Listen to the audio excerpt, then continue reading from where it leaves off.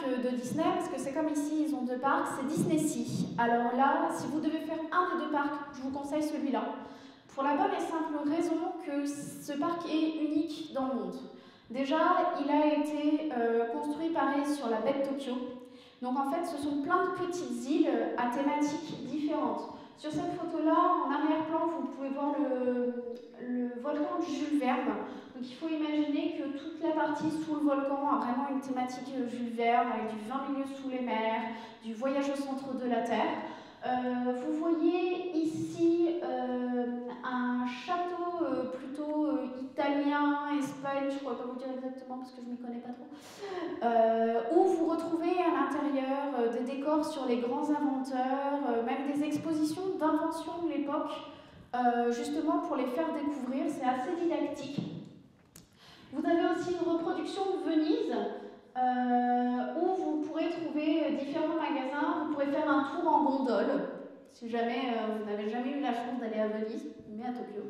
Vous pouvez faire un tour en gondole, vous avez aussi le château de la petite sirène. Voilà, donc là vous retrouvez vraiment des choses que vous n'avez pas à Paris. Et c'est un parc que j'aime beaucoup, parce que c'est pas tant un parc qu'on va faire pour ses attractions, c'est vraiment un parc qu'on va faire pour profiter des décors, profiter des spectacles. Il y a énormément de spectacles de danse tout au long de la journée. Là, c'est vraiment plus pour le côté balade et autres. Ne cherchez pas trop d'attractions, on va dire à frisson, parce qu'il n'y a que la Tour de la Terreur, qui est en fait une attraction où vous faites une chute libre dans une tour. Vraiment une chute libre, c'est-à-dire que vous décollez des sièges quand vous tombez. Voilà, sinon après ce sont plutôt des spectacles et des petites attractions pour se plonger dans l'univers de Disney. Moi avec mes yeux d'adulte, j'ai quand même adoré parce que c'est vraiment magique pendant une journée, on a l'impression d'être ailleurs et c'est très agréable. Je pars donc du côté, on va dire, moderne et amusement des parcs de loisirs pour revenir sur la nature. Alors la nature, c'est pas forcément très kawaii, mais moi je trouve que ça dégage quand même une beauté qui reflète le Japon, donc je voulais en parler un petit peu. Donc je vais commencer par l'ikebana. Donc l'ikebana, c'est l'art de la composition florale japonais. Vous aurez souvent l'occasion, si vous allez au Japon, quand vous visitez les temples shintoïstes, de tomber sur des expositions d'ikebana, parce qu'effectivement, tout ce qui est traditionnel, c'est un des arts qui est traditionnel, donc vous en trouverez facilement, du moins à Tokyo et à Kyoto, j'en ai vu assez facilement. Donc là, vous avez quelques exemples de compositions florales japonaises. J'avoue que j'ai beaucoup aimé celle-là, parce que je trouvais qu'elle faisait penser à un insecte. Alors à la fois elle me fait peur et à la fois je la trouve très belle. Mais c'est pour vous montrer les différents types de compositions qu'on peut faire en ikebana. Alors cette fois-ci je vais vous parler d'un temple que j'aime beaucoup, c'est le Kyomizu-dera de Kyoto. En fait c'est un temple qui est à flanc de montagne. Donc vous pouvez le voir ici, le temple est plus haut que les arbres. Voilà, pour vous donner une petite idée. Et résultat, c'est un temple qui est vraiment entouré de nature. Quand vous êtes sur le point de vue ici, ce qui est très drôle, c'est qu'à la fois vous avez vue sur la forêt du temple et en fond vous avez Kyoto. Donc vous avez vraiment cette transition de la nature à la ville qui pour moi est quelque chose de très représentatif du Japon. Sur les autres temples, je vous conseille fortement le Hasedera de Kamakura. Pareil, pour son magnifique jardin qui est un plaisir pour les yeux et qui est aussi connu pour sa statue de Kanon au 11 visages. Pareil, pas de photos parce que pas le droit. C'est un truc qu'il faut savoir au Japon, c'est qu'il y a beaucoup d'endroits où il n'y a pas le droit de prendre de photos. Donc ça alimente aussi peut-être ce côté fantasme du Japon, parce que c'est des souvenirs qu'on va juste garder pour nous-mêmes. Après, moi je trouve ça un peu dommage, parce que je trouve ça toujours intéressant de montrer les photos quand on revient de voyage, mais voilà. Dans les parcs, si je devais vous proposer deux parcs à retenir, c'est le Shinjuku Goen donc, de Tokyo, qui est un très très grand parc à Tokyo, ce qui vous permet de découvrir différents types de nature, en fait, d'arrangements que vous trouverez à Tokyo. Et sinon, à Kyoto, le Daikakuji, parce qu'en fait, c'est un parc où vous ne visitez pas le parc à proprement parler. C'est-à-dire que les bâtiments du parc sont tous sur pilotis, pas pilori, sont tous sur pilotis. Donc en fait, les maisons sont surélevées comme on peut l'apercevoir ici. Les maisons sont surélevées et donc en fait, elles sont toutes reliées par des petits ponts. Et donc vous marchez sur l'extérieur des maisons pour vraiment prendre tout le plaisir du parc, de le voir non abîmé, parce qu'effectivement personne ne foule le sol, sauf bien entendu les gens qui entretiennent le parc. Et aussi petite chose à savoir, pour ceux qui ont déjà entendu parler du parquet du rossignol, donc c'est une manière de monter le parquet au Japon qui fait que qu'importe où vous posez le pied, le parquet fera toujours du bruit. Ça servait notamment à empêcher les assassinats, comme ça on entendait les gens arriver. Et bien ce temple-là est fait, enfin tous les chemins que vous empruntez est fait en parquet du rossignol.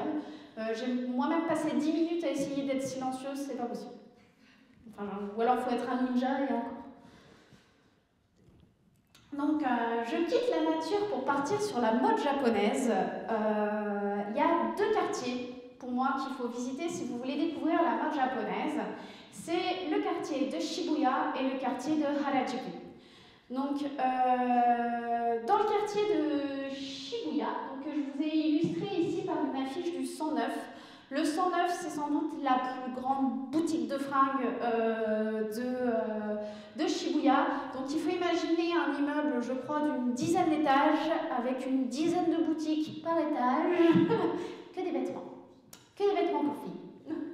Donc là, vous retrouvez les styles un petit peu plus, on va dire, inspirés de l'Occident.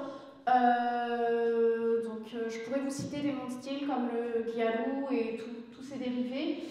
Dans ce quartier-là, c'est, on va dire, un quartier un petit peu plus fashion, un quartier qui vraiment développe l'image de la femme. Là, c'est vraiment pour la japonaise qui va être très féminine, voire des fois un peu vulgaire. Voilà. Et sinon, le quartier de Harajuku est plus connu pour la mode Lolita. Donc, pour avoir un exemple de la mode Lolita, voilà. Qui, cette mode-là, par contre, développe plus un côté enfantin, parce qu'en fait, elle est inspirée du rococo français et de l'époque victorienne en Angleterre. Donc, tout simplement, c'est plus un rapport aux bonnes mœurs. Justement, c'est une mode aussi qui a apparu contre le gyaru, on va dire, qui, comme vous pouvez le voir, fait l'apanage des mini-jupes très courtes. Et là, on est plutôt sur des types de tenues où on laisse voir le moins de peau possible pour développer ce côté innocence et justement rejet de l'ultra-féminisation. Autre exemple de mode, parce que je vous ai montré du très noir, mais il y a aussi du très coloré. Donc là, vous avez une Lolita plus colorée par rapport à la gothique qu'on a vue avant. Et là, vous avez du fairy kei. Donc c'est une mode vraiment très colorful. C'est pastel, couleur qui flash. Le but, c'est que ça se voit. La mode aussi est poussée chez les tout petits. Hein. On peut le voir, même les enfants sont vraiment très... sont fashionable, sont habillés de manière à développer ce côté. Parce qu'il faut rappeler qu'au Japon, très souvent, la semaine, les Japonais sont soit en uniforme, soit en tenue de travail, donc peuvent très peu s'exprimer dans le cadre du travail vestimentairement parlant par rapport à ce qu'on peut connaître ici. Et donc, ils se lâchent le week-end. On m'a dit qu'il fallait que j'accélère encore plus, donc je vais accélérer encore plus. Là, vous avez des exemples de modes traditionnels, parce que forcément, il y a des modes extravagantes, mais vous retrouvez les modes traditionnels aussi du Japon. Donc toujours, là, plus axé sur les tenues de fête. Donc ça, ce sont des kimonos de personnes qui vont assister à un mariage, et ça, c'est un kimono de mariée. Je passe sur mon dernier point, promis. La nourriture au Japon. Donc là, vous voyez des pâtisseries traditionnelles japonaises qu'on peut retrouver dans les temples pour la cérémonie du thé. qui sont assez sucrés. Voilà. Comme vous pouvez le voir ici, vous avez une petite fleur de cerisier de nouveau, parce que comme je disais, les Japonais sont très fans des fleurs de cerisier, donc notamment ils déclinent beaucoup de desserts à base de fleurs de cerisier, c'est très très bon. Je vous encourage à goûter, si vous avez l'occasion d'avoir un jour un dessert à la fleur de cerisier dans des restaurants japonais.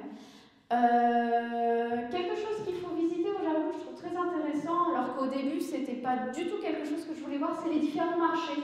À Tokyo, le Tsukiji, donc qui est le plus grand marché aux poissons. À Kyoto, le Nishiki, qui est en fait une grande rue remplie de petites échoppes. Donc voilà, où vous allez pouvoir découvrir des produits qu'on n'a pas du tout l'habitude de voir par ici. Vous pouvez même les goûter sur certaines étals. Alors je dois avouer que certaines choses au réveil peuvent quand même être étonnantes. Notamment, je crois que c'était un espèce de beignet de pommes de terre au fromage que j'ai pu goûter un matin, c'était pas très très bon. Autre chose qui est très développée, toujours dans cet amour du détail, c'est les enseignes pour les restaurants. Hein, les Japonais aiment bien faire comprendre qu'il y a des restaurants, hein, ils aiment bien vous montrer.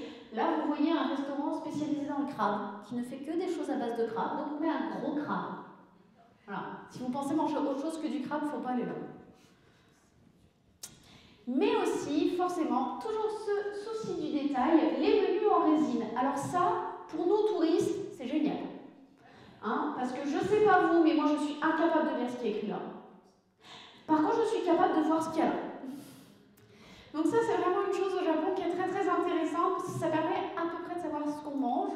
Ça permet aussi, en pauvre touriste que vous êtes, de demander gentiment au serveur de vous suivre, ou de retourner à l'extérieur du restaurant pour lui dire « je veux ça ». Voilà.